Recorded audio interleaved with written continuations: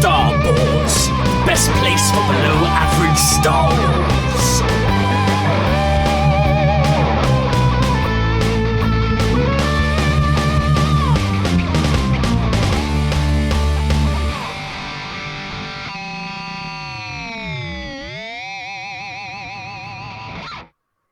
Hello there, and welcome to the Star Wars Show, a UK-based Star Wars podcast with in-depth discussions and analysis, always sprinkled with a little bit of silliness. I am the Geordie Jedi Pete, and we have a very special episode today. It's part 2 of our look at Star Wars Insider, which of course we had the news back in November of last year that Star Wars Insider will come to an end with its final issue being published in 2026. We are, of course, in 2026 now, and that final issue will be coming out in the beginning of May. If you're listening to this, you probably heard part 1 with Mark Newbold. This is part 2, and we have another contributor from the Star Wars Insider joining us to talk about Star Wars Insider, and it is none other than Brandon from Talking Bay 94 himself. Brandon, how are you? What's up? Hey, Pete. Thanks for having me. No, it's great to have you. And I think one of the reasons I reached out to you is obviously, Talking Bay 94, awesome podcast. Love listening to it. I think when you think about what that is, obviously is the only Star Wars podcast solely devoted to interviews with the cast, crew, and creators from a galaxy far, far away. And what you do with that podcast fits perfectly with what the Star Wars Insider do. So to me, it's just organic that you would contribute there as well, if that makes sense. It does. And and we'll get into it a little bit, but that's exactly how I initially got looped in to writing for them. So you're right on the money. Well, I'm glad I'm doing something right. That sounds good. So yeah, obviously Star Wars Insider, as we mentioned in the first episode, it's ran for more than 200 episodes. It's going to come to an end, sadly, this year, in the month of May. Also, you were probably aware, maybe before the announcement, sort of, before we get into how you got involved with the Insider, sort of, what was your thoughts when you heard that it was going to be coming sort of to an end? Not just as a contributor, but like as somebody in Star Wars fandom as well. For sure. It was, yes, I knew, I don't want to be like how long I knew before the public announcement was made, but it was definitely not like a shock when I saw it on, I believe, StarWars.com is one that announced that. We had been made aware as contributors and as people within the magazine, just what was going on and what might be happening. And but yeah, huge, I don't want to say bummer because, all things must end at some point, right? Anything ends.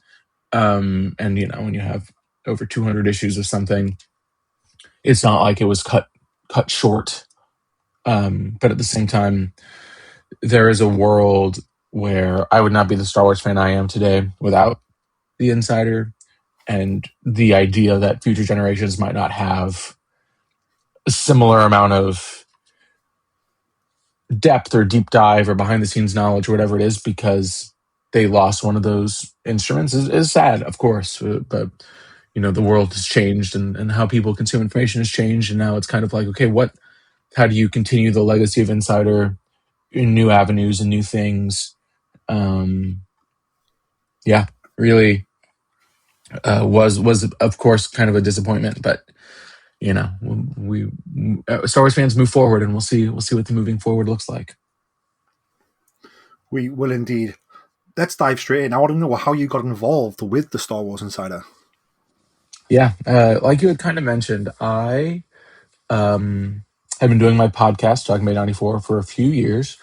And then during COVID, I had a chance to kind of sit back and think about, what I was doing, what my career was, what I wanted to do, all these things.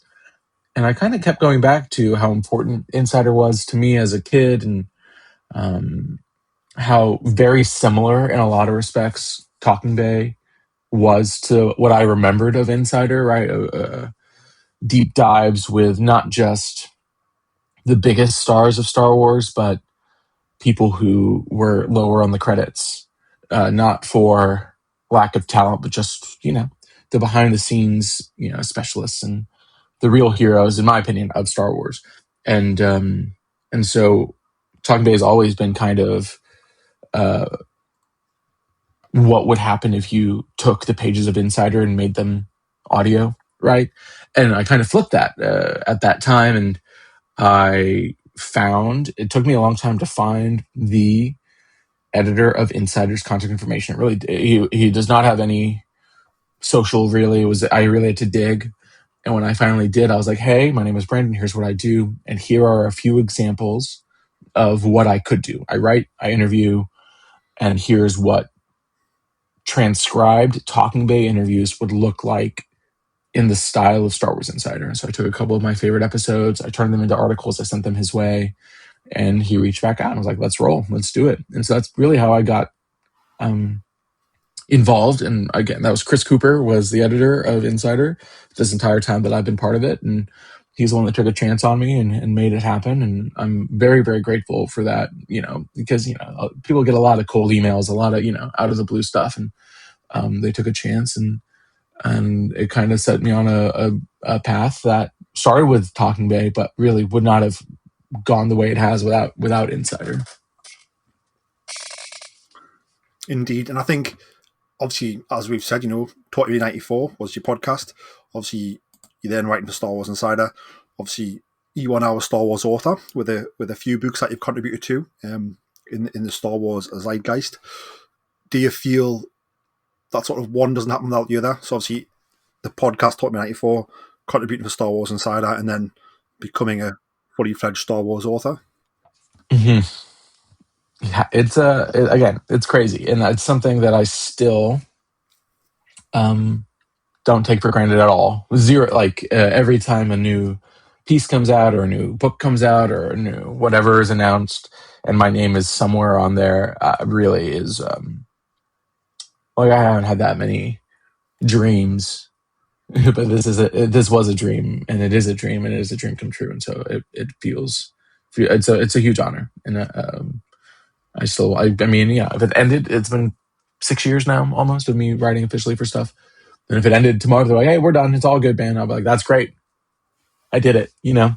And it's an accomplishment that, in my view, my most proud accomplishment is this journey from the first episode of Talking Bay to now, of what I was able to kind of do on my own, with the help of my producer Jason, and then just kind of everyone who took a chance on me along the way to kind of contribute in this way. So yeah.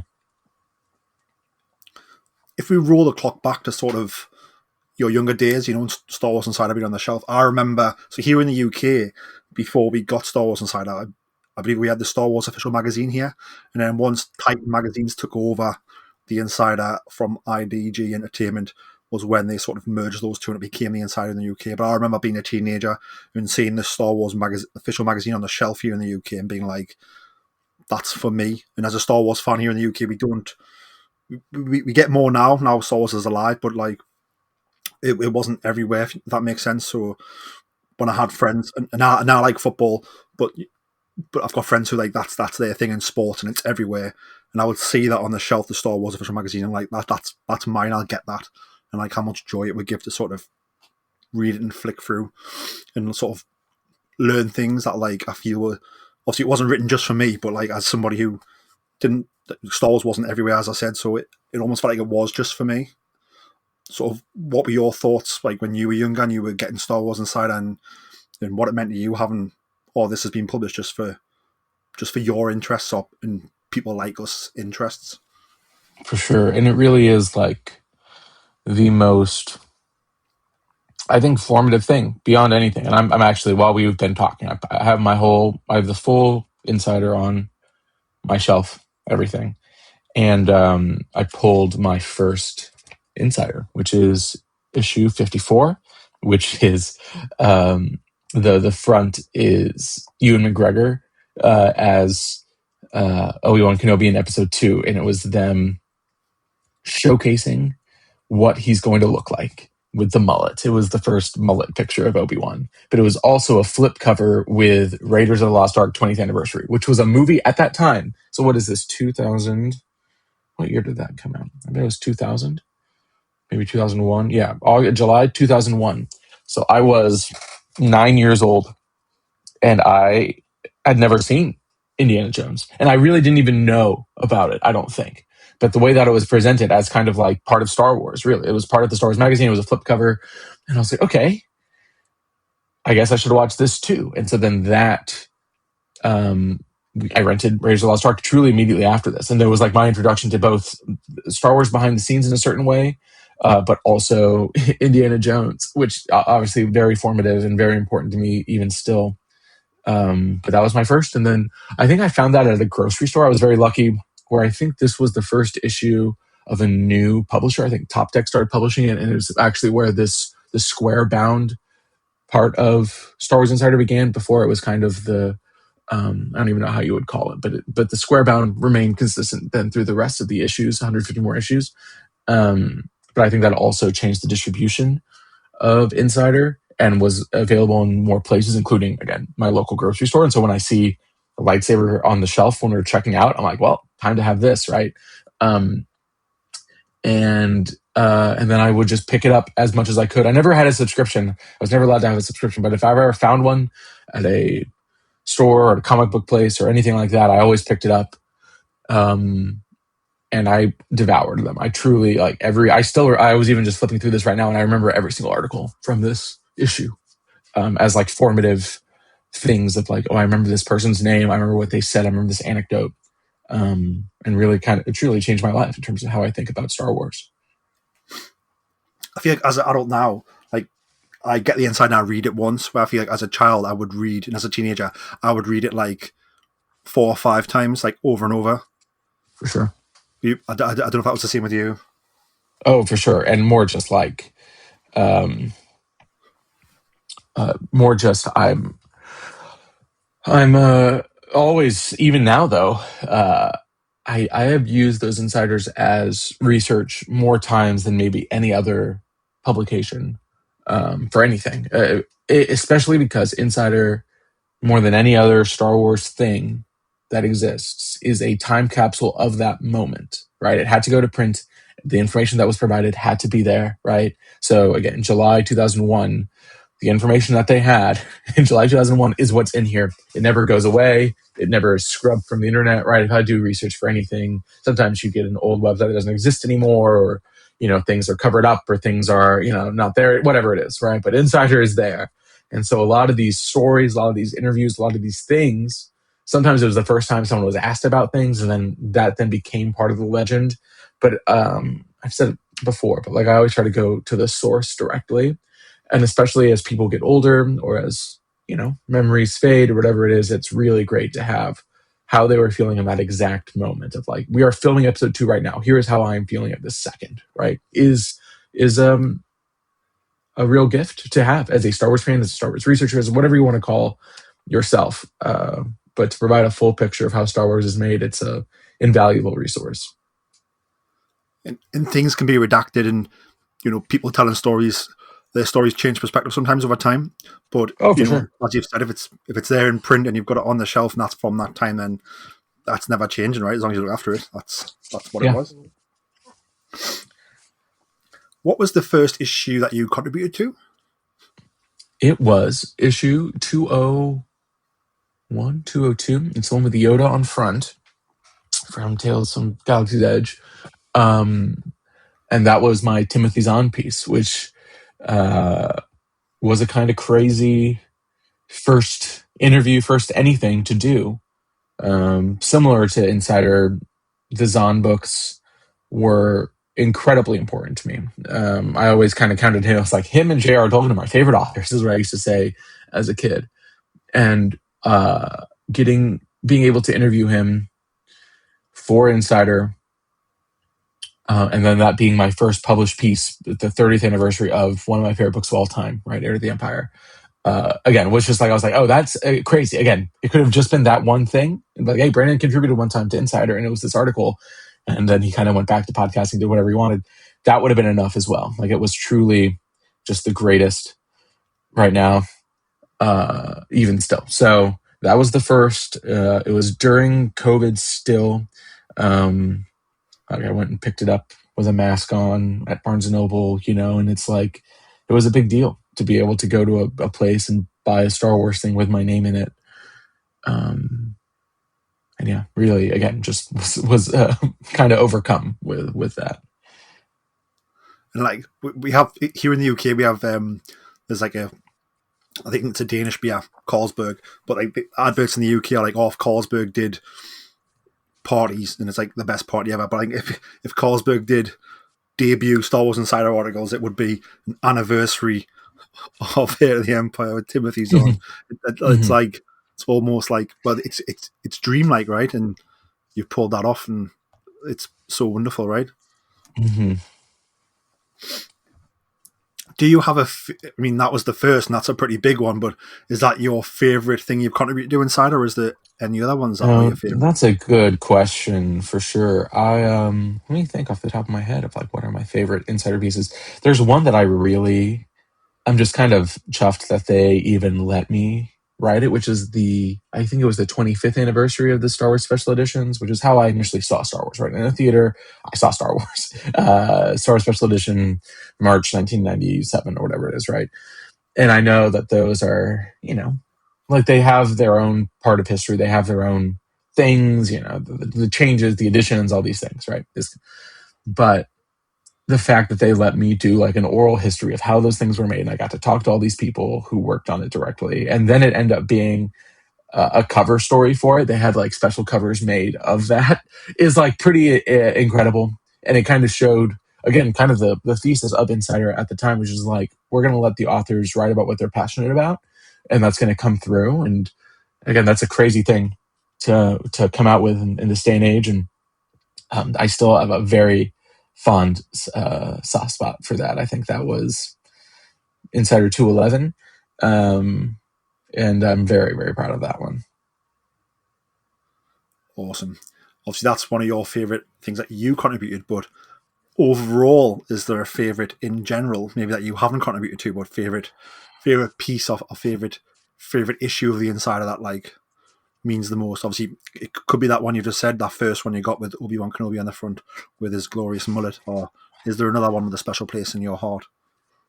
Yeah, there's the Return of the Jedi from a similar era. Let me stand up and find the exact issue. But it was the Return of the Jedi.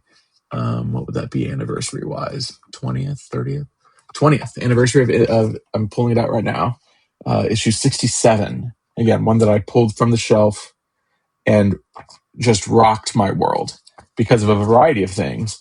But what they did in that piece, you could almost like this is almost like um the what's the word, Rosetta Stone for Talking Bay. If you pulled 67 off of the shelf and you were like, oh, this guy has just been aping this one issue of Insider for 20 more years, right? Because it's like I'm looking at it right now and it's Who's Who in the Max Rebo Band, interview with short story from Troy Denning, a bunch of Ewok stuff, like a Ewok deep dive, Ken Ralston interview, 100 Secrets of Return of the Jedi, and then Kevin Rubio writing about Lama Su, like crazy stuff. And I'm just like skimming through it now and like I even in the early days of Insight or early days of Talking Bay, what I would do often just for inspiration and just to like kind of figure out who I should talk to. One of the things I would do, I would go through old insiders, right? And be like, oh, like that's good, that's good. This is a good person to reach out to, that kind of thing. And this is one that like even as I'm scrolling through now, like it's just all bangers. Even the ads in here, I'm just like, yes, I remember every single ad. I remember every single thing that's mentioned in here. And it really kind of like changed how I think about Return of the Jedi, how I think about behind the scenes, how I think about the Ewoks and everything that I think about now. Because even the 100 facts about Return of the Jedi, even that I learned all these things and like all these names, all these facts, and I was like, oh man, this is Star Wars. This is what I like, and yeah, really important for sure. No, that's awesome. I think going back to what you said, and again, I was similar where when I would see the magazine on the shelf, that's when I would get it. I was not allowed a subscription as a child or a Mm-hmm. teenager, but I remember obviously getting into adulthood and actually being like, you know what it is, I can get my own subscriptions now. And I remember like feeling like such Mm-hmm. an accomplishment being able to actually get my own subscription to it. Do you remember when I'm assuming you set up a subscription for it once you were old enough to do that? Well, and you'd be surprised. I really didn't. The only time I've ever been a subscriber to the Star Wars Insider was when I started contributing, because then there was subscriber exclusive covers and stuff, and I was like, I need the covers of my issues, right?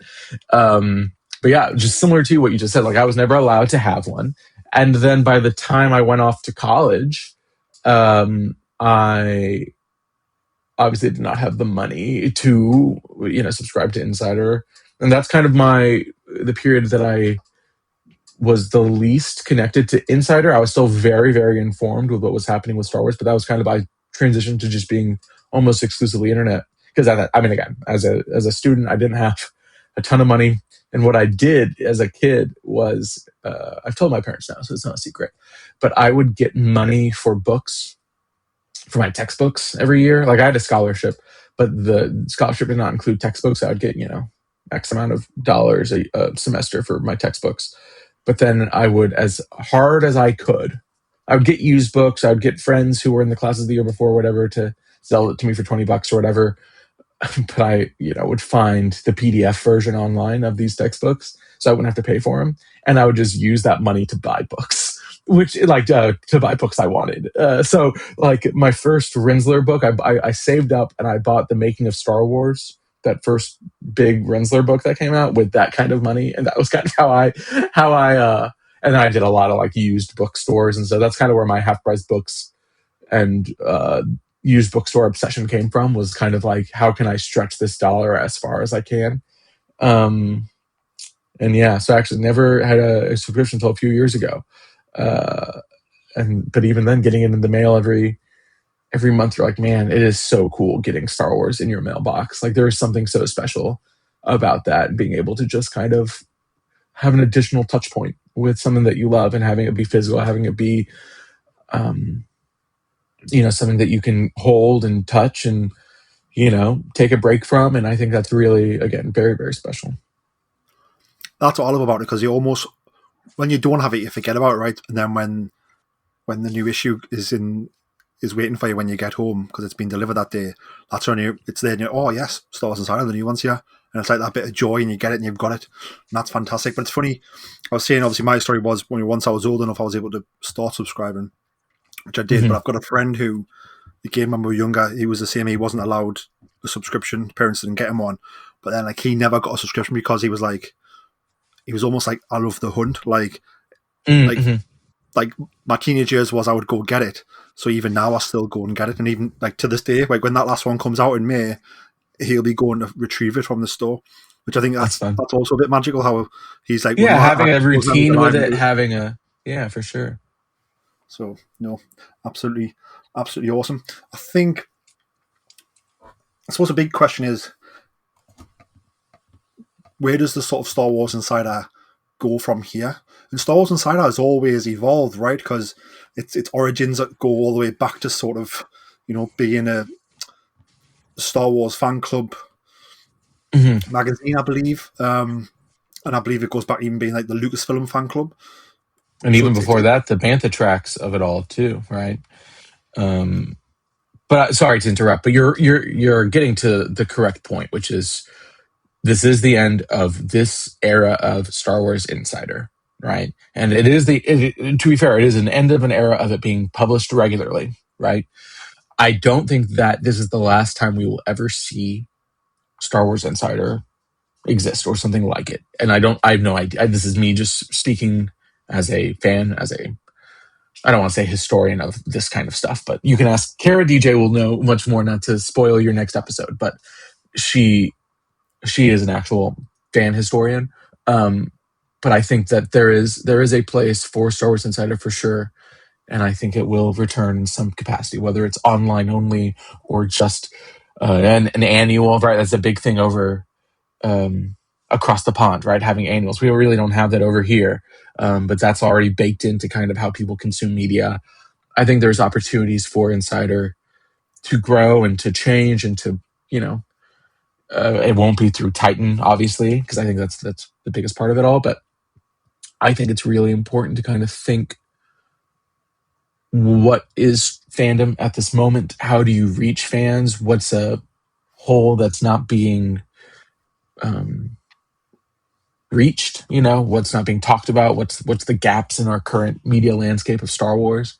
And I think it fits in somewhere. So we'll see. It'll probably take a few years. Maybe it's an announcement with the 50th anniversary of the movie or something. Who knows? I have no idea. And I would love to see it continue, obviously.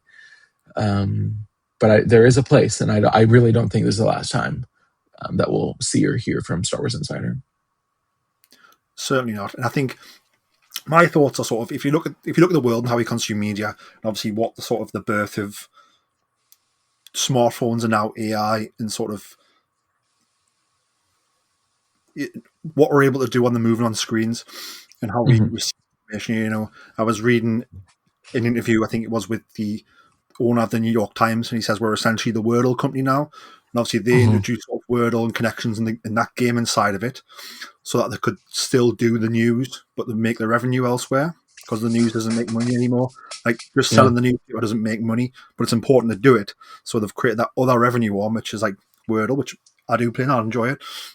But in order to fulfill that, and I feel when you look at fandom now, generally, I think across all fandoms, and even sports, right? I think there's a room for like niche things. So I feel, a Star Wars Insider, bi-monthly, like, yeah, maybe that does come to an end, but I think a Star Wars Insider for, you said an anniversary, but yeah, an anniversary or a new movie coming out or whatever it's celebrating, like celebrating a niche part of Star Wars, I feel like that could certainly like live on 100%, and I think would do very well. If you're like, right, For sure. Here's the Star Wars Insider because it is the 50th anniversary of Star Wars. Here is the Star Wars Insider because George Lucas's museum is about to open, like, for example. Yeah.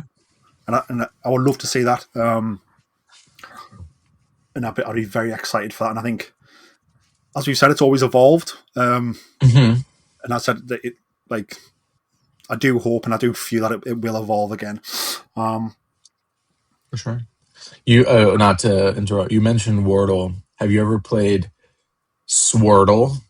Do you know what Swordle is? You got to play Swordle. I've never played it or heard of it.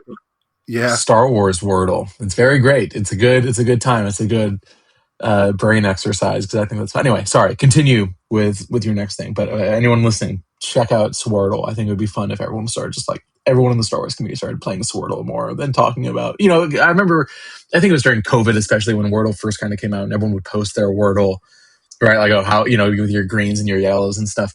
And I think it would be funny to start posting your Swordles. Like, how did you go? How did you do today in your Swordle? But that's just me, I guess. Where can you find Swordle? Just Google search Swordle. I just Googled it. Yeah, and the first thing that popped up was it's wordle.starwars.guide, it looks like. But I think if you just type in Swordle, it'll pop up for you.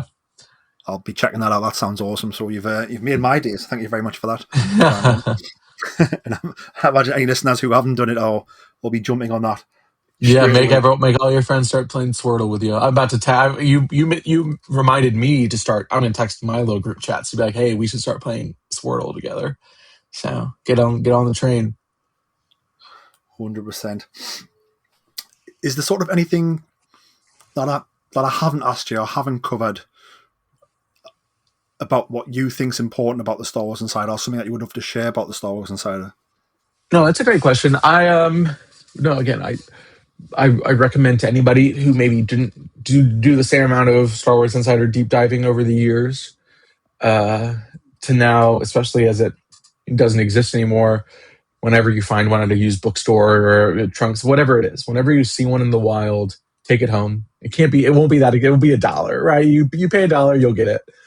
And it is such a treat. Even if you just throw it away afterwards. Not to say that you should, but if you're like, I don't need this, but just as a way to experience Star Wars in a very much a time capsule of that exact moment, I think it makes you a better fan. It makes you a better, I don't want to say better person, but you can really see how Star Wars has changed, how Star Wars has remained the same, right? Like you're even reading things, when you read things that are before the Disney sale, and you're like, oh man, like this is what we were dealing with. And like you were talking about Like when I went to college, it was a little bit of the dark times. Like we still had Clone Wars, and I think Rebels was just about to start, but like there wasn't that much going on, and really your news would be like George Lucas Rose Parade, or like the M&Ms are now Star Wars, all this stuff, right? Like that's the news you would get when there was no new Star Wars movies being made. And so it's also to be a little appreciative of the times that you are in at the moment, right? Like being able to talk about a new Star Wars movie or a new Star Wars TV show or new whatever is crazy,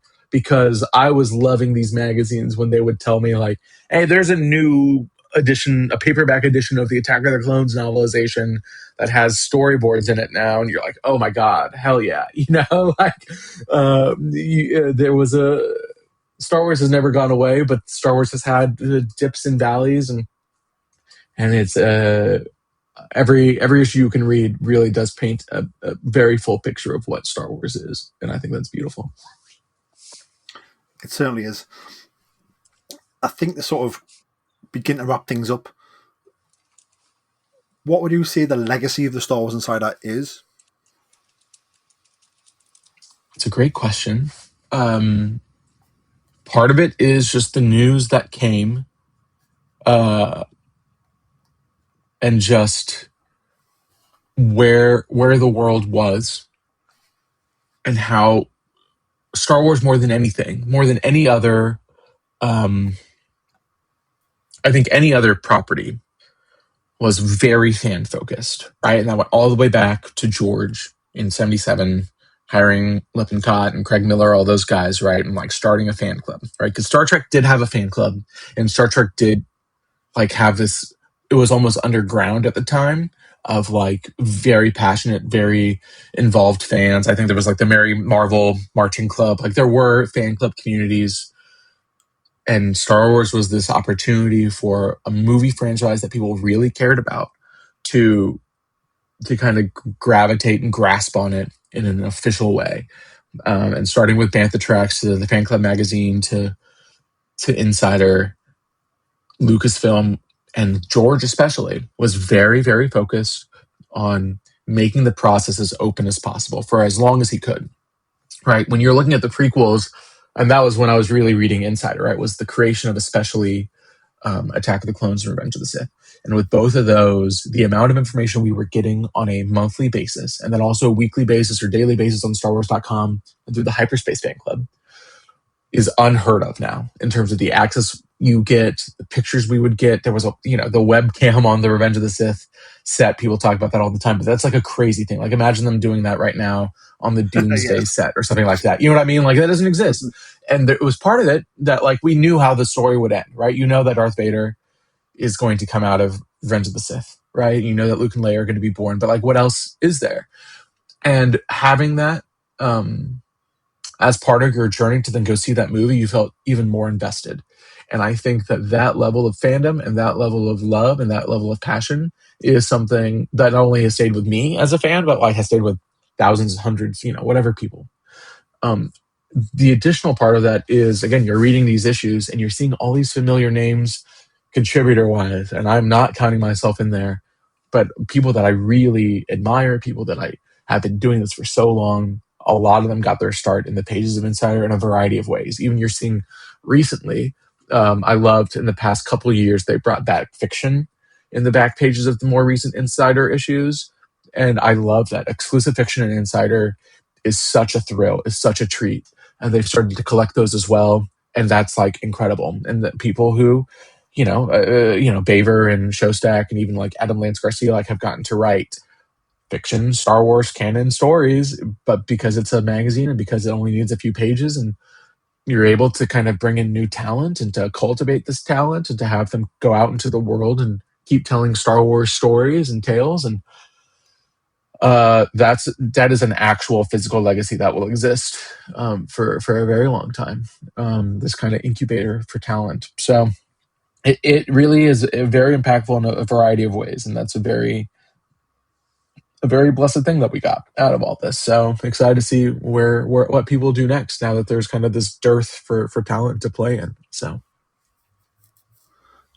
and I think that's one thing that we didn't bring up, but that hybrid, especially when it came in, of where it's going to be like a journalistic piece where we're going to be doing like interviews and look backs at casting crew and things that happened in Star Wars, also what's coming new in Star Wars, but then also, and he has a Star Wars story to digest as well. It was almost as if at that point it was like all of the appetites were being filled in like a really good way. Like the plate was fully full when it introduced that Star Wars canon fiction into sort of the non-fiction element of the book, and I think we were truly feasting. I think we have been feasting. Obviously, sadly, it has come to an end as we've said, but that's not to be forgotten about. Just how good we've had it with Star Wars Insider, and certainly since they added that bit as well. Yeah, for sure. Is there a moment when you were writing for Star Wars Insider where you thought I could contribute to a Star Wars book? That's a good question. And no, no, there wasn't. Again, it was more. I take every single opportunity that is sent my way as like, this is it. This is my Star Wars. I try not to think too. Obviously, it's great to have dreams and goals, and like contributing to a Star Wars book was a huge goal, and then like writing like just this was my name on this page. Star Wars book is crazy, and now I'm like, oh, do I want like a fiction Star Wars book would be crazy one day, or a fiction Star Wars story is kind of like that next but like Insider was again seeing my name. And then eventually, like again, a crazy and beautiful thing that they do now is they put your picture in Insider, and so like my picture is in like official Star Wars. My smug little mug is there, like that kind of stuff is like you have to enjoy every second and appreciate every second, kind of take it all in as much as you can, because it is insane. It is something that I truly do not take for granted. So. Awesome. I think that brings us into sort of the things I want to speak about in terms of Star Wars Insider. Again, Brandon, I'll just give you like just one more chance. Is there anything that we haven't said about it that you want to talk about? No, I'm trying to think. Is there like a stupid article or a stupid? I think one of the things that I do love about the Insiders, and it's in most of them, is like there was like a humorous bent. It never took itself seriously. There would always be something near the end that was like, there was a long time there was like a 21B, ask 21B anything section, which is crazy, and it was very fun, very just kind of joyous. And I think, and there was cartoons, and there was, little, like it was like a normal magazine or newspaper. Like there were comics and captions and whatever, and I think when Star Wars doesn't take itself too seriously, that's some of my favorite moments in Star Wars.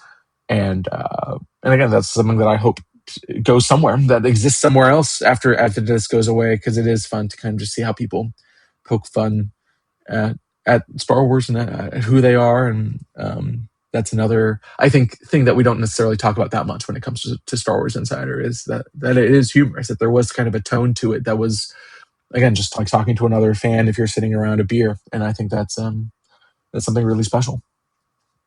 Yes, it certainly does keeps it fun, which Star Wars is fun, right? It needs to keep that tone going, as much as it's, as the Sky Talker say, Star Wars is tragedy, which it very much is, but it's also a lot of fun, and I think, yes, it certainly does have that tone.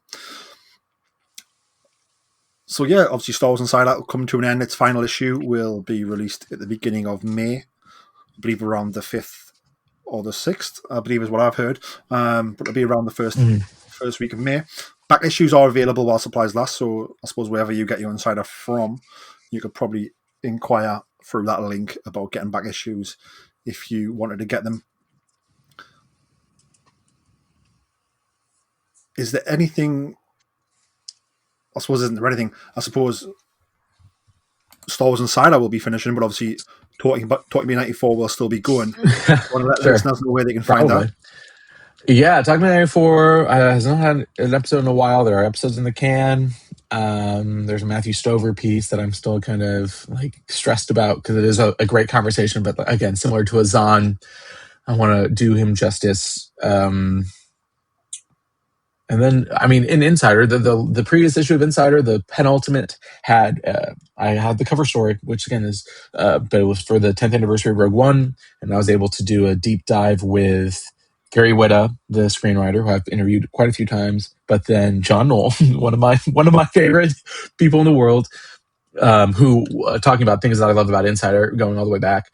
I think I do have officially the longest published interview with John Knoll ever. Like there's no book about him, there's no anything like that, but we had a two-parter across two issues, so it ended up being like 12, 15 pages of John Knoll's story that I'm very, very proud of. I think that's like 213 and 214, something like that.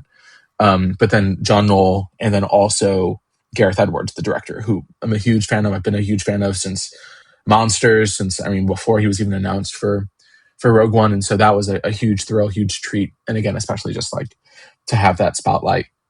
And there is, I think, it has not shown up in any of the solicitations, so maybe it got cut. I've not heard that it got cut, but they did come to me and they're like, what would you like to write for the final issue?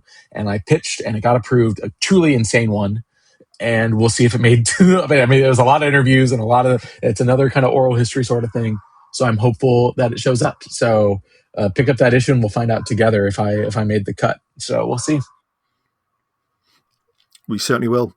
And I suppose, lastly, have you got a Star Wars book that's available anywhere at the minute? That's a good question. Yeah, Star Wars Encyclopedia of Starfighters and Other Vehicles, available wherever you get books. And then there is a Star Wars Encyclopedia that I contributed to, also beautiful. That one is huge. You could use this as self-defense for your home.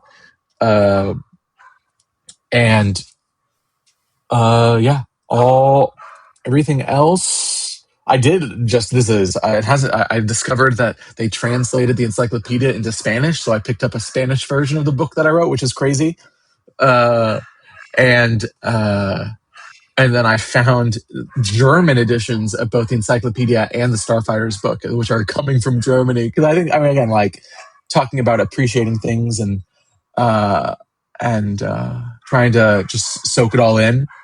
That one, getting your work translated is crazy. And actually, I found there's also French versions of the Insider that they collected that my pieces were in. And again, seeing my words and other like that I don't understand is a crazy thing that I never anticipated or anything. So yeah, that's you can find me. People know where to find me. Find me wherever. I'm around. I'm accessible. I'm just a Star Wars fan. I like to chat and like to mess around and yeah, excited to chat. Indeed. I definitely recommend checking out 2094. Fantastic episodes. Great to listen to. Usually nice and easy length. Great information, great interviews with the cast and crew and creators of Star Wars. So always wonderful. And one last thing I'm going to say is that one thing I do typically is once I've finished with my Star Wars Insider, I've got friends at work who are sort of half involved, half not, but I'll pass it on to them to have a read, and it usually comes up around to me once they're done with it. But yeah, if you've got a Star Wars Insider and you've got a friend who maybe likes Star Wars but isn't as passionate as you, but is a little bit passionate, spread the joy, spread that magazine out. And that's an awesome, yeah, I love that. And it lives on. That is, I don't know about we're about the same age. Like that's when the internet was. I used to pass around magazines all the time, or you would always be like, oh, check this out or whatever. Again, it's a little disposable. Again, as collectors, I keep it all or whatever. But yes, especially I have a whole stack of Insiders to give away or to sell or to do whatever. But it's nice to just here's a copy of something to check out. Don't worry about giving it back or whatever. This is a disposable piece of information. You're allowed to use this as a magazine, and I think that's great. It certainly is. Brandon, I thank you very much for your time today, and I hope you've enjoyed the conversation. Oh, for sure. Thanks for having me, Pete. Always great to chat. It certainly is. I think, is this your third or fourth time on Star Wars? You tell me, man. I here I am. When Pete comes knocking, I answer. Here I am. So yeah, man. Always good to chat. Always good to hear you. Appreciate you making the time too. I know we're different. This is my morning. This is your evening or whatever. It's all. But it's both of our Saturdays, right? So we're just hanging out and talking about Star Wars. And again, that's what I love to do. So yes, it's a Saturday in Texas and it's a Saturday in Newcastle. See, not so different. We're not so different. Indeed. So, to the listeners out there, what I would say is that obviously this episode will be number 2 of a 3-part Star Wars Insider special. Number 1 has already been recorded, and that is with the wonderful Mark Newbold, who is also a contributor of Star Wars Insider. And then we have a special plan for our 3rd special on the Star Wars Insider, which I cannot talk about right now. We've half hinted to it in the episode, though, so there's the clue. Yeah, But if you were paying attention, if you weren't listening to this at 1.5 speed, you might have picked it up. You might have seen me drop. Maybe he edited it out, though. Maybe you've decided to edit this out. So, if he didn't, then you're a lucky few. Indeed. But Brandon, thank you very much. Listeners, thank you very much. May the Force be with you all. Remember to pick up the final issue of Star Wars Insider at the beginning of May. And remember, always tell that to Kanja Club.